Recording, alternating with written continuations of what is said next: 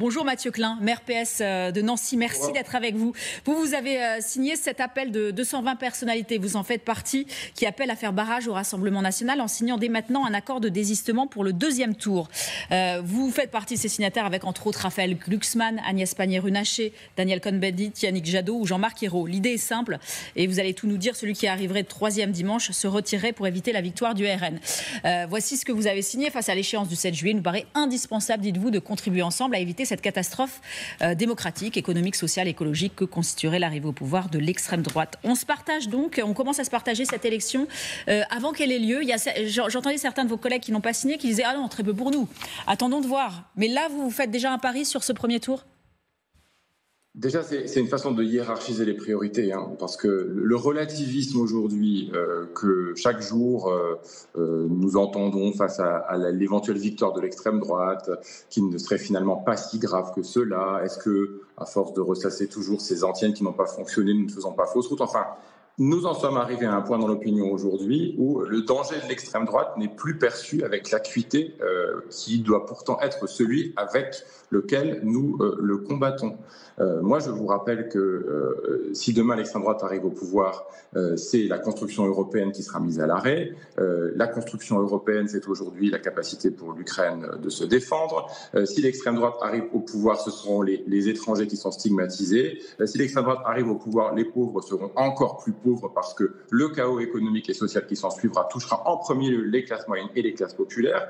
Donc, il faut aujourd'hui hiérarchiser nos priorités. Et dans cette hiérarchie, tout doit être fait pour faire battre l'extrême droite dans les urnes démocratiquement. Nous avons à gauche une vieille tradition du désistement républicain. Et cette tribune n'est ni plus ni moins que la réaffirmation de cette vieille et utile tradition républicaine du désistement en faveur du candidat républicain le mieux placé pour battre l'extrême droite. C'est important d'avoir aussi des mots clairs pour que les électrices et les électeurs qui sont dans une grande confusion depuis l'annonce de la dissolution puissent voir qu'il y a un chemin qui est le chemin de la République. En tout cas, c'est celui duquel nous n'entendons pas aujourd'hui sortir. Mathieu Klein, est-ce que vous entendez cette autre tribune ? Décidément, il y en a beaucoup dans le monde toujours. Alors, il y a Manuel Valls qui la signe. Il y a un autre ministre très connu du gouvernement Hollande qui la signe également. Bernard Cazeneuve, qui, eux, ressuscitent le ni-ni. Ni le RN, ni la France insoumise. J'ai lu cette tribune. Je ne mettrai jamais de signe égal entre la gauche et l'extrême droite. Et le Front populaire et la gauche ne se résument pas à LFI ou à quelques individus à LFI. Il y a aujourd'hui une majorité de candidats dans les circonscriptions en France, dans les circonscriptions pour les investitures Front populaire, qui sont des candidats socialistes, écologistes et communistes. Nous ne sommes pas dans la NUP. LFI, la domination absolue de LFI, c'est terminé. Nous sommes aujourd'hui dans un objectif simple et le Front populaire, c'est la raison pour laquelle il est né à cette vitesse et dans de telles conditions. Il est né sur la base du refus de voir l'extrême droite triompher. Et si cette tribune que j'ai signée aujourd'hui est signée par Bernard Guetta, par Olivier Faure, par Dominique Voynet et par tant d'autres, c'est parce qu'elle réaffirme ce principe républicain élémentaire. Et toutes celles et tous ceux qui se réclament de la gauche ne doivent pas perdre leur boussole républicaine. Ce n'est pas le moment.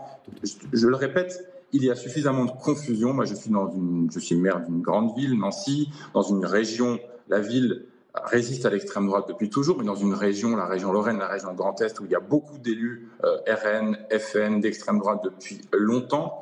Et dans un tel contexte, il y a besoin de paroles claires et, encore une fois, mettre un signe égal entre la gauche et l'extrême droite aujourd'hui ne correspond ni à la réalité et contribue à entretenir de la confusion. Mathieu Klein, c'est un discours que l'on entend, c'est un discours que l'on lit.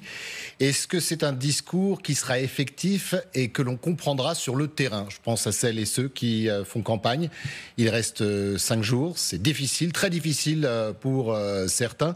Est-ce que cette tribune, on peut la transcrire et l'expliquer aux électeurs ? Vous savez, moi je fais campagne avec les jours. qui se posent des questions. Je pense notamment à celles et ceux qui ont voté pour Raphaël Glucksmann. Et celles et ceux qui ont voté pour Raphaël Glucksmann, par exemple, ils attendent cette clarté-là. Ils attendent cette clarté de valeur, de conviction, d'engagement. Et c'est celle que nous leur offrons. Donc, ça ne sert à rien aujourd'hui de vouloir rajouter de la confusion. Restons tels que nous l'avons toujours été, partisans du progrès social, d'une gauche réformiste, d'une gauche de gouvernement, et qui fait de la lutte contre l'extrême droite sa priorité absolue.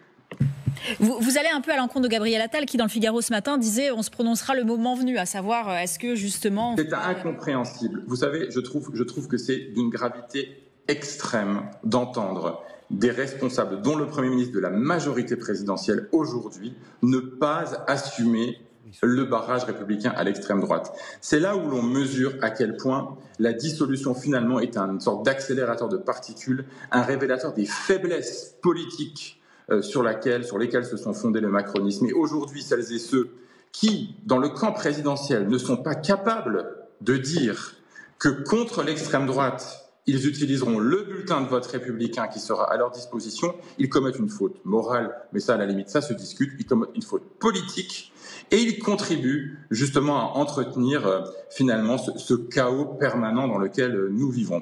Est-ce que de là à dire que certains finalement se complaisent dans cette situation de chaos, je ne franchirai pas ce pas. Mais ce que je peux vous dire, encore une fois en tant que maire, c'est que les habitants de ma ville, ils aspirent aujourd'hui à retrouver de la sérénité, à retrouver des valeurs simples, fortes, lisibles. Donc j'en appelle à la responsabilité de la majorité présidentielle. Vous ne pouvez pas aujourd'hui, vous n'avez pas le droit de faire preuve de faiblesse, d'hésitation face à l'extrême droite.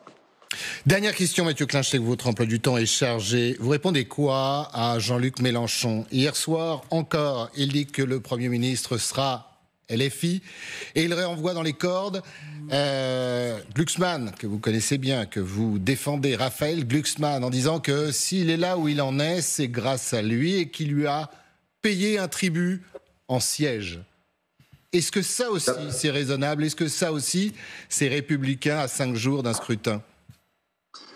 Moi, je crois que ce genre de paroles-là sont des paroles qui devraient aujourd'hui cesser. Car d'abord, Raphaël Glucksmann a été en tête de la gauche aux élections européennes par la force de ses convictions, de son projet, par la clarté du positionnement de l'ensemble des socialistes derrière lui.